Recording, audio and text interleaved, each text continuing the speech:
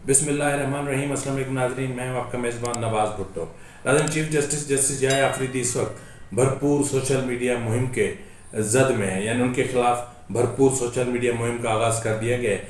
क्यों किया गया है, इस पर भी हम बात करेंगे और मुख्तसरन हम बात करेंगे कि बिलावल भुट्टो ज़रदारी हुकूमत से नाराज़ हैं।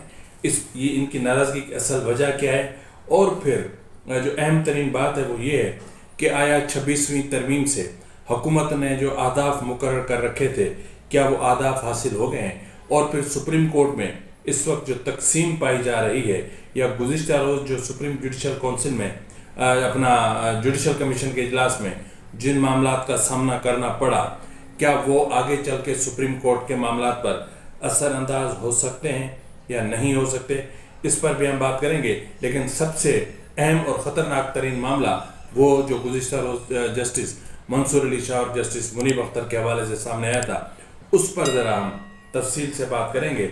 और क्या उनके खिलाफ कोड ऑफ कंडक्ट की खिलाफ वर्जी के तहत कोई मामला चल सकता है, या सुप्रीम जुडिशल काउंसिल में कोई चीज़ जा रही है। ये इंतहाई अहम तरीन मामला है और ये हसास तरीन मामला भी है, क्योंकि इसमें कंटेम्प्ट ऑफ कोर्ट का एक उनसर भी पाया जाता है। आपसे इल्तमास कि अगर आपको मेरा व्लॉग अच्छा लगे तो मेहरबानी करके मेरे चैनल को लाइक करें, सब्सक्राइब करें और शेयर करें। बेल आइकन जरूर दबा दें ताकि बर वक्त आप तक मेरे व्लॉग्स पहुंचते रहें।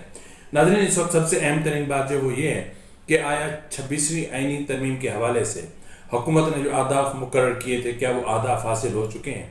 नाज़रीन, अगर हम जो इस वक्त सिचुएशन है उसका अगर हम बगौर जायज़ा लें तो ये आता है कि जी आगाज़ हो चुका है, आदाफ अहम तरीन आदाफ हासिल किए जा चुके हैं, जिनमें ये आदाफ जो थे ये सिर्फ हुकूमत के नहीं थे, इसमें इस्टेब्लिशमेंट भी हुकूमत के साथ सेम पेज पर थी।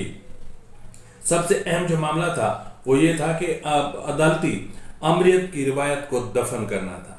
तो पिछले कुछ दिनों में जो इकदाम किए गए हैं, या जिस तरह की सूरत हाल को हमने देखा या विटनेस किया, उसके मुताबिक तो ये कह सकते हैं कि शायद अदालती अमरीत की राह ख़त्म हो चुकी, या अदालती अमरीत का मामला दफन हो चुका।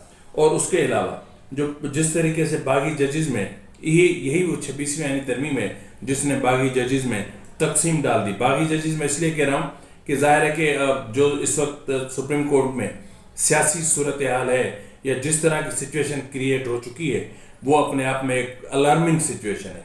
इसके कॉन्सिक्वेंसेस आगे चल के मुल्क को नहीं, कौम को नहीं, पता नहीं कहाँ तक इसके जो है वो सामने आएंगे, और उसको वो झेलना पड़ेगा हमें। अभी इब्तदा है, अभी आगे चलना है, हमने अभी देखना है कि होना क्या है। इसके अलावा यही 26वीं आईनी तरमीम के बाद जो एक राह हमवार हुई, और उसके बाद चीफ ऑफ आर्मी स्टाफ को हलाल तरीके से एक्सटेंशन दे दिया गया, यानी हलाल तरीके से ना, मैं लफ्ज़ इस्तेमाल कर रहा हूँ, हलाल तरीके से। तो बहरहाल इस सूरत हाल में आप यूं समझ लें कि आगे चल के हुकूमत को मजीद कामयाबियां भी मिल सकती हैं। लेकिन इस वक्त बिलावल भुट्टो ज़रदारी हुकूमत से नाराज़ है। बिलावल भुट्टो ज़रदारी कहते हैं कि जुडिशल कमीशन में पाकिस्तान पीपल्स पार्टी को मुतनासिब नुमाइंदगी नहीं मिली, इसलिए वो गुस्से में है, और उस गुस्से में उन्होंने अपना जो जुडिशल कमीशन में नाम था वो वापस लिया। इसलिए कि PMLN की तरफ से सेनेटर इरफान सिद्दीकी साहब का नाम सामने आया, इरफान सिद्दीकी साहब का नाम सामने आया था, और पाकिस्तान पीपल्स पार्टी की तरफ से बिलावल भुट्टो ज़रदारी का नाम सामने आया था। लेकिन बाद में कुछ रद्दोबदल हुई, जिस पर बिलावल भुट्टो ज़रदारी नाराज़ हुए। अब बिलावल भुट्टो ज़रदारी पाकिस्तान में नहीं है, और जैसे ही वो पाकिस्तान आएंगे, ये इत्तलात हैं, पीपल्स पार्टी के ज़राए का कहना है कि जुडिशल अपना इसका सेंट्रल एग्जीक्यूटिव कमेटी का इजलास बुलाएंगे, उसमें इस सारी सिचुएशन को रिव्यू किया जाएगा, और उसके बाद फिर फैसला किया जाएगा कि हुकूमत के साथ आगे किस तरह चलना है और कैसे चलना है। यानी अगर ये मामला बढ़ता है, अगर सेंट्रल एग्जीक्यूटिव कमेटी थोड़ा सा जारियाना पॉलिसी अख्तियार करती है, तो हुकूमत के लिए ख़तरनाक तरीन सूरत हाल का भी यानी सूरत हाल भी जन्म ले सकती है। तो इस वक्त इसके साथ ही आप देखें तो चीफ जस्टिस याया आफरीदी इस वक्त सोशल मीडिया कि उनके खिलाफ सोशल मीडिया पर भरपूर मुहिम चल रही है। मैंने गुज़िश्ता रोज़ सुना शोएब शाहीन साहब का एक इंटरव्यू था या मीडिया टॉक थी, जिसमें उन्होंने यानी यूँ समझ लें कि फितने की जो एक बीज था वो उन्होंने बोया, और उन्होंने बोया कि चीफ जस्टिस ने 26वीं आईनी तरमीम के हवाले से दरख्वास्तों को टेकअप न करके संगीन गलती की है, اور اس کے نتائج بھی بھگتنا پڑیں گے. تو چیف جسٹس کو نتائج بھگتنا پڑ رہے ہیں. اب مسئلہ یہ ہے کہ چیف جسٹس چیف جسٹس صاحب جو ہیں ان کا مطلب اس کو تکلیف کس کو ہے؟ اگر پی ٹی آئی کا خیال ہے کہ جسٹس یحییٰ آفریدی کو چاہیے تھا کہ وہ چیف جسٹس کے منصب کو قبول نہ کرتے، کیونکہ اگر وہ قبول نہ کرتے تو پھر جسٹس منصور علی شاہ چیف جسٹس بن جاتے اور پھر پی ٹی آئی کے لیے رعایات کے راستے کھل جاتے. اور اگر وہ چیف جسٹس بن جاتے تو 26ویں ترمیم آئینی ترمیم قطعاً نہ ہوتی. اور اگر وہ بن بھی گئے، چیف جسٹس اگر یحییٰ آفریدی صاحب بن گئے تو ان کو چاہیے تھا کہ وہ جسٹس منصور علی شاہ اور جسٹس منیب اختر کی ڈکٹیشن پر چلیں، کیونکہ انہوں نے 31 اکتوبر کی میٹنگ پر عمل درآمد نہ کر کے جسٹس منصور اور جسٹس منیب کے شان میں گستاخی کی ہے. حیرت کی بات ہے، اس پر میں آگے تفصیل سے بات کرتا ہوں. اور انہوں نے کہا کہ کیوں یحییٰ آفریدی صاحب نے اپنے رجسٹرار کو کہا کہ 31 اکتوبر کی کارروائی کا جو لیٹر ہے وہ اپنا سپریم کورٹ کی جو ویب سائٹ ہے اس پر اپلوڈ کرنے سے نہ کریں، کیوں ان کو روکا؟ اور دوسری بات یہ ہے کہ انہوں نے 26ویں آئینی ترمیم کے حوالے سے فل کورٹ تشکیل کیوں نہ دیا؟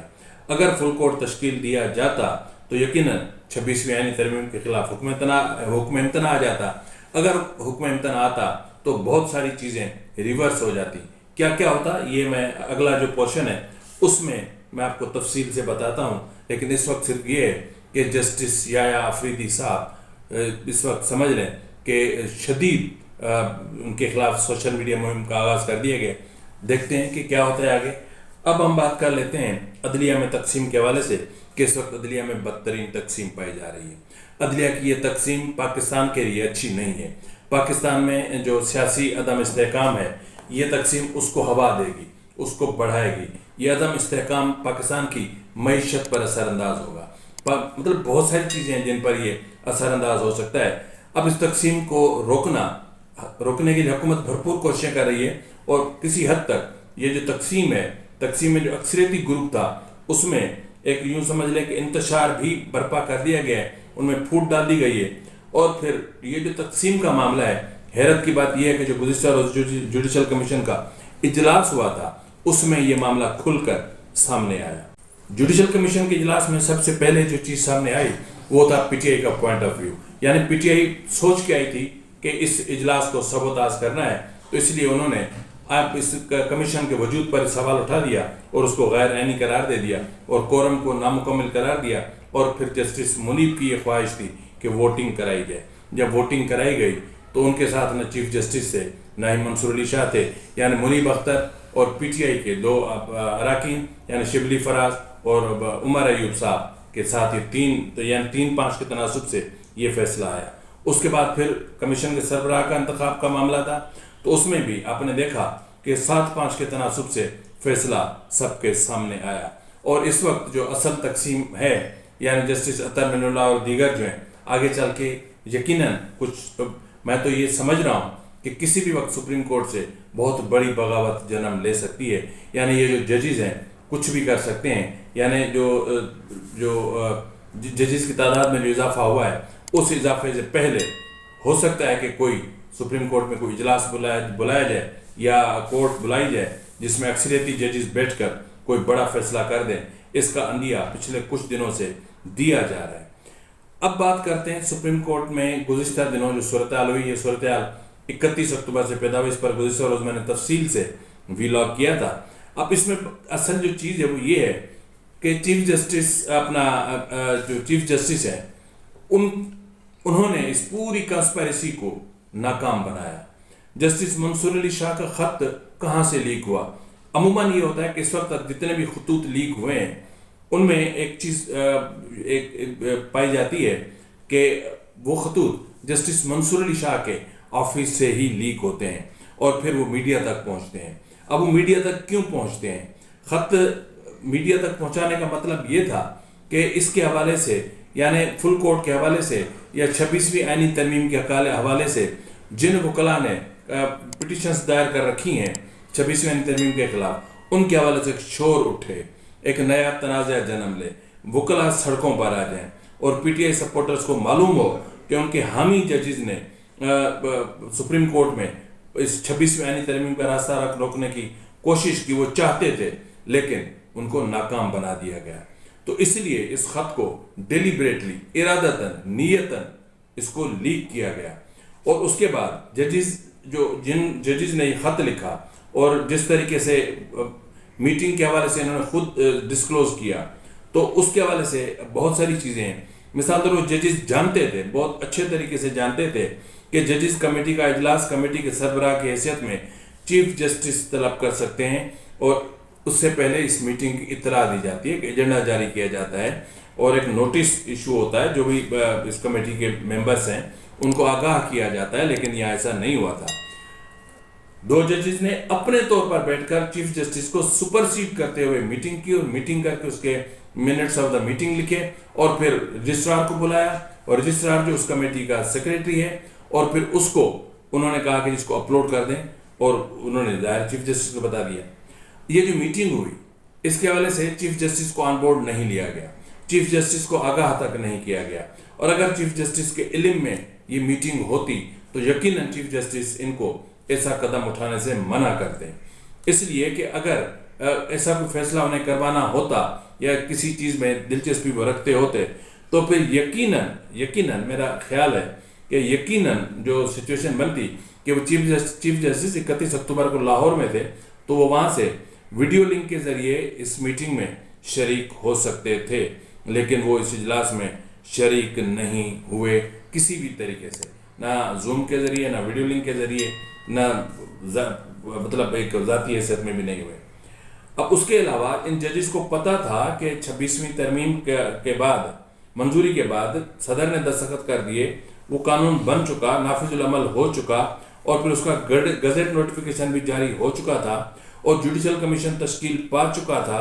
तो ऐसी सूरत हाल में फुल कोर्ट बुलाया जाना, वो भी 26वीं आईनी तरमीम कोर्ट के हवाले से दरख्वास्तें, 7 दरख्वास्तें जमा थी, अब 8 हो गई हैं, उनको टेकअप करना, यानी ये पूरे सिस्टम को लपेटने की बात थी। यानी आईनी तरमीम पर नहीं, बल्कि आइन पर हमला आवर होने की साजिश थी।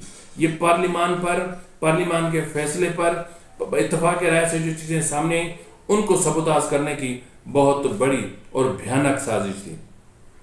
क्योंकि अगर 26वीं आईनी तरमीम के हवाले से फुल कोर्ट आ जाता या उसका रिव्यू किया जाता, तो यकीनन हुक्म इम्तना आता तो उसमें फिर तो चीफ जस्टिस खुद मुतनाज़ हो जाते।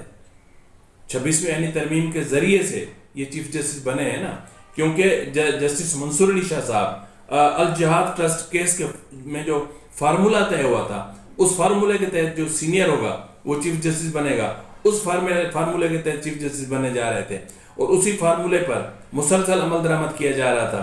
तो ये आखिरी कोशिश थी जस्टिस मंसूर अली शाह की चीफ जस्टिस बनने के हवाले से कि किसी तरीके से हुक्म इम्तना आ जाए, किसी तरीके से जुडिशल कमीशन रिवर्स हो जाए, किसी तरीके से ये सारी चीज़ें पीछे चली जाएं ताकि वो चीफ जस्टिस बन सकें। तो ये जो सूरत हाल है, या जो पिछला ख़त है, या जो पिछले खतूत है, वो मुतवातिर इस चीज़ की निशानदेही कर रहे हैं कि जस्टिस मंसूर अली शाह साहब का जो सुप्रीम कोर्ट का कोड ऑफ कंडक्ट है उसके, और जस्टिस मुनीब अख्तर मुतवातिर उसकी खिलाफ वर्जी कर रहे हैं। एक तो इल्ज़ाम ये भी लगाया जा रहा है कि जस्टिस अमीनुद्दीन खान ने भी मखसूस नशस्तों के केस में कोड ऑफ कंडक्ट की खिलाफ वर्जी की है। उन्होंने जो अपना फैसला दिया और फैसले के आखिर में जो चंद सतूर लिखी, उन सतूर में उन्होंने लिखा कि अगर ये जो फैसला है ये आइन के खिलाफ है और मुकन्ना चाहे तो अदलिया के इस फैसले को तस्लीम ना करे। तो ये भी एक गलत रिवायत की बुनियाद रखी गई, पहले ऐसा कभी नहीं हुआ। आपको अक्सरियत के फैसले से इख्तलाफ हो सकता है, लेकिन बाहैसियत जज, बाहैसियत एक इंस्टीट्यूशन के मेंबर के, आप ये किसी को कैसे कह सकते हैं कि इस फैसले पर अमल दरामद ना हो? पहले ही सुप्रीम कोर्ट बदनाम हो चुकी थी। तो मेरा कोड ऑफ कंडक्ट का मामला ये भी था।